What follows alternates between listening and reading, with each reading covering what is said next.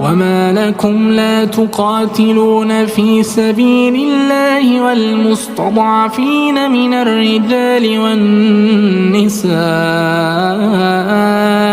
والولدان الذين يقولون ربنا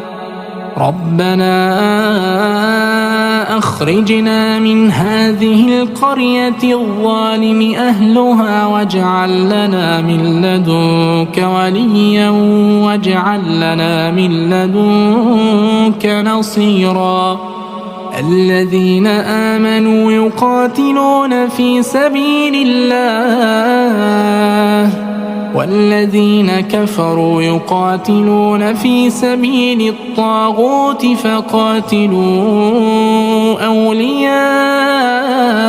الشيطان إن كيد الشيطان كان